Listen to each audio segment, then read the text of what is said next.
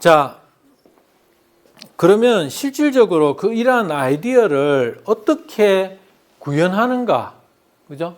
여러분들 지금 가지고 있는 문제가 의류 또는 음식 또는 주거 또는 일상생활 어떤 다양한 어떤 아이디어들이 있을 거예요. 지금 여기는 이제 몇 가지 더 소개를 하면 의류 계통이에요. 의류. 여기는 영국인데요. 여러분 푸드 트럭은 아시죠? 음식을 파는 트럭이잖아요. 그리고 내가 또 유튜브에 보니까 베트남에는 바버샵이라 그래가 머리를 깎아주는 미장원인데 트럭에 그 바버샵을 해가지고 이제 동네를 다니면서 머리를 깎아주는 그런 바버샵 트럭도 있더라고요. 푸드 트럭도 있는데 여기는 의류 트럭이에요. 이렇게 트럭에다가 옷을 싣고 다니면서 거울을 해가지고 파는 거예요. 그죠? 우리나라에서는 과연 실효가 있을지는 모르겠지만 어쨌든 틈새 상권을 공략하는 패션 트럭이라는 그런 아이디어. 그 다음 여기 보면 이분은 여성 모델입니다. 화장품 모델인데 밑에 나와 있죠. 1945년생이에요. 45년생이면 지금 몇 살이죠? 76이에요. 76 된 할머니를 화장품 회사 모델로 지금 내세우고 있는 거예요. 왜? 앞으로 여러분 100세 시대니까. 그죠? 그런 실버들을 위한 어떤 여성 실버들을 위한 화장품. 여기 여러분 중에도 아마 집에 반려견이나 반려묘나 반려동물을 키우고 있는 친구들도 있을 거예요. 이런 반려동물을 위한 어떤 용품들. 그죠? 이런 것들을 어떻게 하면, 물론 개가 지가 먹고 싶은 거를 플라스틱 백에 들어있는 거를 냄새를 맡을 수도 없고 고를 수는 없겠죠. 그렇지만 이런 걸 통해서 홍보를 할 수 있다는 거예요. 그죠? 그 다음에 이건 아디다스인데요. 아디다스가 이건 앱이에요. 온라인 샵인데 아디다스가 공장을 제3국에서 지금 얼마 전에 26년 만에 독일로 아디다스 공장을 옮겼습니다. 물론 제3국에 아직 공장이 남아있는 데도 있는데 상징적으로 그 중에 하나를 독일로 옮겼는데 원래 200명인가 그 정도에서 그 공장에서 1년에 50만 켤레를 생산했대요. 200명이. 그런데 독일 본토로 자기 아디다스가 있던 독일로 본사로 공장을 옮기면서 직원이 몇 명인가 하면 10명이 아까 200명이 50만 켤레를 생산하는 걸 지금은 10명이 50만 켤레를 생산한대요. 어떻게? 아까 이야기했잖아요. 4차 산업혁명 시대의 로봇이 지금은 그 나머지 190명의 일을 다 하는 거예요. 그럼 190명 어떻게 됐을까요? 제3세계에 있던 그 공장 직원들은 다 해고당했는 거예요. 그죠? 그리고 앱으로 만들어가 온라인으로 파니까 가게 만들 필요도 없고 진열할 필요도 없고 직원도 필요 없는 거예요. 그만큼 경비를 줄이잖아요. 이런 경우. 그죠? 그래서 여러분도 이제 그런 앱을 만든다거나 가상적인 어떤 그런 시스템 온라인상에서 제품을 만드는 건 지금 굉장히 활성화됐잖아요. 그런 부분이. 그 다음에 이거는 이제 미국 편의점 세븐일레븐에서 이제 정치에 이걸 이용했는데요. 그럼 정치 캠페인 하는 거하고 편의점 물건 파는 거하고 무슨 관계가 있나? 이거를 여러분 이 친구들은 연결을 시켰다니까요. 편의점에서 컵을 파는데 이건 오바마 대통령 이야기입니다. 이번 바이든하고 트럼프 이야기가 아니고 그 전에 대선 선거할 때 오바마를 지지하는 사람은 자기가 컵 2개 중에 있는데 어떤 컵을 살 거냐 물어보면 자기가 지지하는 사람 컵을 살 거잖아요. 그래서 컵을 이제 비치해 놓고 파는데 이렇게 컵에다가 오바마 지지하는 사람은 오바마 대통령 컵을 사는 거고 롬니 후보를 지지하는 사람은 롬니 컵을 사는 거예요. 그런 것처럼 이렇게 편의점에서 대통령 정치 캠페인을 한 그런 경우입니다. 이것도 굉장히 좋은 아이디어로 인식을 받았죠. 이거 우리나라 이야기입니다. 서울에 모나미 여러분 다 쓰시잖아요. 153 볼펜 워낙 유명한데, 모나미는 홍대와 동대문 디자인 플라자에 저런 가게를, 컨셉 가게를 만들었는데, 저건 뭐냐 하면 여러분들을 이제 같은 모나미라도 똑같은 가격인데 뚜껑과 캡하고 본체하고 원하는 색깔, 나는 사각이 좋다, 삼각이 좋다, 육각, 팔각, 12각 원하는 모양에다가 색깔을 다 합쳐가지고 자기가 그런 볼펜을 만들어 색깔도 마음대로 넣어가지고 딱 나오면 계산은 볼펜, 모나미 볼펜 한 자루 값이야. 그러면 누구도 없는 나만의 볼펜을 만들 수 있잖아요. 그런 컨셉 스토어. 그죠? 이것도 대구는 없지만 또는 여러분 경북 지역에는 없지만 서울의 홍대와 동대문에는 이런 디자인 컨셉 스토어가 있어요. 이런 아이디어, 학용품도 그렇게 할 수 있다는 거예요. 자, 그러면 여러분들이 이제 그 문제를, 아이디어를 낼 때 그걸 구체화시킬 때 어떤 여러분들의 문제인지는 몰라요. 그렇지만 그 하나의 카테고리, 범주를 따지자면 그게 여러분 집이 될 수도 있습니다. 현관, 거실, 공부방, 부엌, 화장실, 여러분들이 매일 생활하고 가는 공간에서 그런 아이템을 발견할 수 있어요. 그게 하나, 가까운 데서 문제를 찾고 해결하면 됩니다. 두 번째는 여러분의 학교 교실, 특별교실이나 운동장, 식당, 화장실, 여기도 항상 사용하는 공간이잖아요. 이 중에서 또 문제를 찾아가지고 접근할 수 있습니다. 세 번째는 집이나 학교를 오갈 수 있는 교통수단이 있어야 되겠죠. 걸어가든지 버스를 타든지 자전거를 타든지 또는 걸어갈 때는 백팩을 메잖아요. 또 지하철을 타든지 이런 교통수단을 이용하는 과정에서 우리가 불편한 것들을 문제를 해결할 수 있는 그런 것들을 하나 발견할 수 있는 거예요. 그래서 우리가 매일 생활하고 이용하는 것들 중에서 이 문제를 해결하고 싶다는 것들을 이제 여러분들이 찾으면 되는 겁니다. 자, 그러면 여기서는 아까 이제 1단계가 뭐였죠? 공감하기였고 2단계가 문제 정의하기, 세 번째 단계가 지금 아이디어 내기를 하고 있어요. 그래서 내가 수많은 여러분들에게 디자인적인 아이디어를, 어떤 아이디어를 내가 구체적으로 이걸 제시해야 되는가에 대해서 지금 이야기를 했습니다. 자, 지금까지 디자인 싱킹 3단계까지 했습니다. 1단계는 공감하기. 그죠? 문제를 찾기 위해서 상대방이 하는 말에 대해서 깊이 들어보고 그걸 이해할 수 있는 공감하는 능력이 있어야 되고, 두 번째는 문제를 정의해야 됩니다. 진짜 여러분이 한 팀이 5명 또는 뭐 4명에서 7명 정도 이렇게 다양하게 팀이 이루어지는데 각자가 다른 생각을 가지고 그 공감하기를 통해서 하나의 문제로 귀착되지 않으면 그 구심점을 찾을 수가 없어요.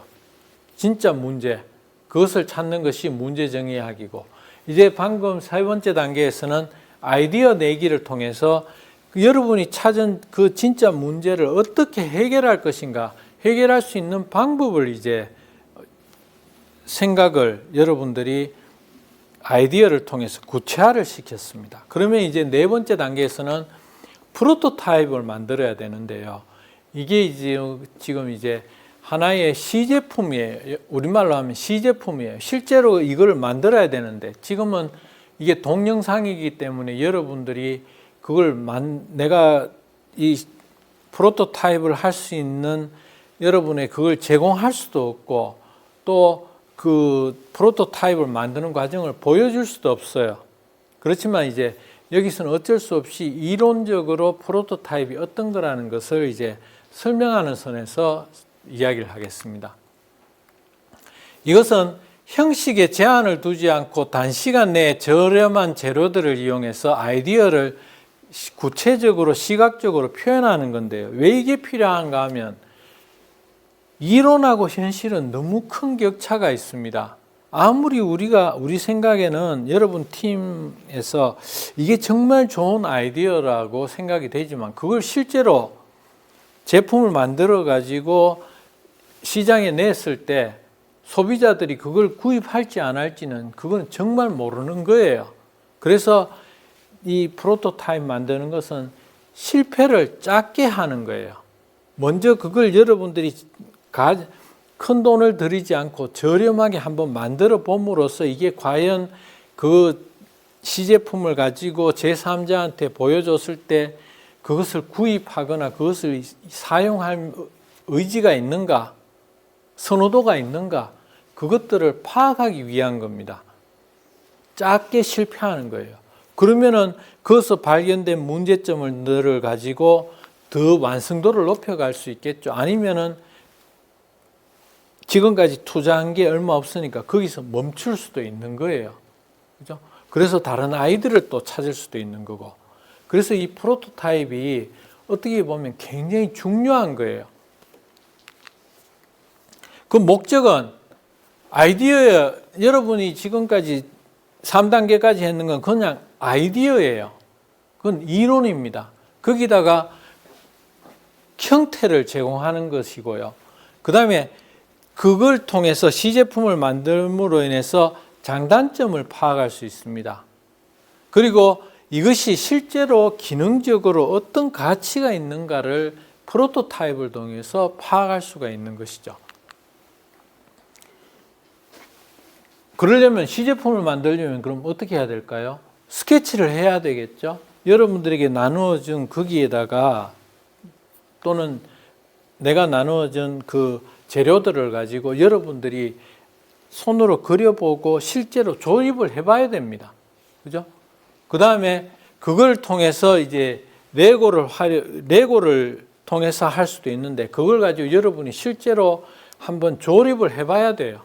조립을 해가 그걸 조립하는 과정에서 팀원들의 의견을 또 아까처럼 아이디어를 낼 때처럼 구체적인 형상을 띄워가면서 역할 분담을 해서 그걸 만드는 과정에서 구체적인 형태를 부여하면서 또 공감대를 형성하고 거기서 문제점을 발견할 수도 있는 거예요. 그런 것들이 바로 이 프로토타입을 만드는 과정이라고 할 수 있습니다. 그러면 여기서는 이제 종이를 가지고 이렇게 프로토타입을 만들었는데요. 왜 이걸 만들어야 되는가? 그냥 하나 만든다고 해서 되는 게 아니에요. 그 만드는 과정에서 반복해서 만들면서 스스로 여러분 팀에서 그걸 평가해야 되고 또 아까 이야기했죠. 작게 실패하는 거예요. 여러분이 큰 돈을 들여가지고 시제품을 몇백만 원을 들여가지고 시제품을 만드는데 그것들이 별로 소비자들에게 별로 흥미를 못 끈다 그러면 그 지금까지 시간 투자했는 것, 돈 투자했는 것 다 헛고생이 돼버리는 거예요. 물론 요즘 3D 프린터가 있어가 원하는 것들을 이 모형을 쉽게 만들 수 있다 그러지만 3D 프린터도 결국은 설계를 해야 되니까 거기도 비용이 드는 건 마찬가지예요. 물론 몇백만 원이 들지는 않지만. 그래서 어쨌든 간에 그런 시제품을 만듦으로 인해서 작게 실패하는 것. 이것이 과연 시장에서 과연 먹힐지 안 먹힐지, 그죠? 그 다음에 그런 과정에서 오류를 발견하고 또 완성도를 높일 수 있는 거예요. 그러니까 이 네 번째 프로토타입 만들기는 굉장히 중요한 단계예요. 그 다음에 그 수정하는 과정에 새로운 아이디어를 발견하는 것이 될 수도 있겠죠. 자, 지금까지 이제 프로토타입 만들기를 했는데 사실은 이 네 번째 단계가 디자인 싱킹에서 차지하는 여러분들이 팀 활동에서 차지하는 시간이 제일 길지만 이 동영상에서는 그거를 실제적으로 여러분이 활동하는 걸 보여줄 수도 없고 그런 시간을 부여할 수도 없기 때문에 내가 설명으로 하기 때문에 이렇게 짧게 여러분의 설명에 거치는 겁니다. 자, 마지막에는 이제 테스트하기겠죠. 테스트는 당연히 첫 번째 공감하기, 문제 정의하기, 아이디어 내기, 그 다음에 프로토타입을 만들었으면 이게 실제로 테스트를 해가지고 과연 실효성이 있는지, 이게 과연 제3자인 소비자들에게 먹혀 들어갈 건지를 이제 테스트를 해야 되겠죠. 이 프로토타입을 보여주고 피드백을 받아 개선해 나가는 이런 반복적인 과정이라 그랬어요. 이 테스트하기는 프로토타입이 작게 실패하는 것처럼 이 테스트를 면밀히 하고 여러 번 객관적인 어떤 테스트를 해야만 실패할 확률이 줄어드는 거예요. 그죠? 그럼 무엇을 테스트할 것인가? 그죠? 프로토타입을 통해서 시제품을 만들어 가지고 그걸 테스트할 때 무엇을 테스트할 것인가? 피드백을 받고 싶은 부분이 뭔가를 이제 아니면은 그 시제품을 프로토타입을 보여주고 그게 과연 여러분들에게 금액이 어느 정도고 이런 것들이 어떤 기능을 한다는 것을 제3자에게 알려줬을 때 그거를 그 정도 가격이면 그 가치에 구입할 의향이 있는지 그런 피드백을 받고 싶은 부분을 정확히 알려줘야 되겠죠. 그래서 여기는 뭐 간단하게 이제 그림을 통해서 나타냈지만은 이런 피드백들을 통해서 이제 테스트를 통해서 이제 피드백을 받아가지고 계속 업그레이드를 시켜나가는 과정이에요. 이게 마지막 이제 테스트하기인데 이 과정이 이 화살표가 모두 다 시행착오인 거예요. 시행착오를 통해서 완성도를 높여서 이제 테스트하기 과정을 마쳐가지고 이제 이 완성도를 높인 데서 마지막 테스트까지가 끝나면은 시장에 나갈 제품을 이제 투자를 해가지고 마케팅을 하고 제품을 만들게 되겠죠. 근데 그 전까지는 이런 디자인 사고를 하기 전에는 어땠을까요? 그냥 내가 생각하기에 좋은 아이디어다. 그러면 그걸 내가 투자해가지고 제품을 만들어가지고 마케팅을 광고를 해가지고 하면은 그게 몇 천만 원이 될 수도 있고 몇 억이 될 수도 있는데 그래가지고 실패하면 그 돈은 다 날아가 버리는 거예요. 그럼 나는 내가 가진 자본이 그게 전 재산이라면 난 실패하게 되면 파산하는 거고 부도나게 되는 거고 그거를 최소한으로 줄일 수 있는 게 바로 이 디자인 사고 또는 이게 꼭 제품을 만드는 것뿐만이 아니라 공공기관에도 마찬가지예요. 공공사업이나 아니면은 이걸 적용할 수 있는 게 꼭 기업이나 이런 데서만 이런 디자인 사고를 하는 게 아니라 정부나 학교나 공공기관에서도 이 디자인 사고를 통해서 시행착오를 줄일 수 있다는 거예요. 왜냐하면 집단지성, 시너지 효과를 발휘하는 아이디어 공감대를 모으기 때문에. 그죠? 그래서 아까 제가 처음에 시작할 때 이 디자인 싱킹을 문제 해결 과정으로 본다고 이야기했습니다. 이제 그 이유를 잘 알겠죠? 자, 그래서 지금까지 테스트하기를 했는데 결론은 이거예요. 창의력이란 게 그냥 한순간에 뭔가 이 전구에서 이 뇌가 있죠. 뭔가 빛이 들어오시 반짝하고 터지는 게 아니고 이 창의력이란 것은 반복적으로 배양해야 하는 거예요. 평상시에 내가 문제의식을 가지고 메모도 하고 기록도 하면서 그것을 조금씩 발전시켜 나가는 거지.